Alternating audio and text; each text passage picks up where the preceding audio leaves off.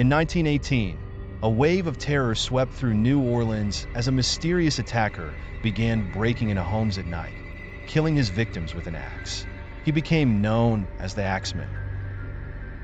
The killer left doors wide open, and there were no signs of forced entry, leaving residents terrified, unsure of how he was gaining access to their homes. Each victim was found brutally murdered with an axe taken from the home itself, adding to the mystery. No clear motive or suspect was ever identified. The Axeman sent a chilling letter to the police, claiming to be a spirit of vengeance. He promised to spare anyone playing jazz music on a particular night.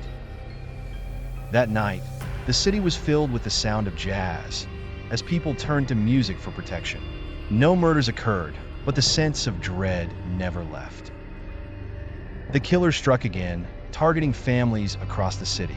His unpredictable methods and lack of patterns kept both authorities and residents on edge. The Axeman seemed to select his victims at random, with no preference for age, gender, or race. His brutality was shocking, leaving the community in constant fear. Despite extensive investigations, the police could find no leads. The Axeman appeared to vanish as quickly as he had emerged, leaving behind only a trail of blood.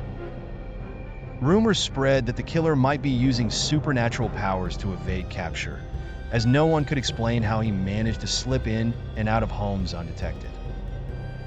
Theories range from him being a deranged serial killer to a spirit seeking vengeance, but no one could agree on his identity or his motives. Some believed the Axeman was a musician, as his letter hinted at a deep connection to jazz. Others thought he was simply using the city's love of music to manipulate his victims. Over time, the murders stopped, but the fear lingered. People in New Orleans remained cautious, locking their doors tightly and keeping their radios tuned to jazz. The Axeman's true identity was never discovered.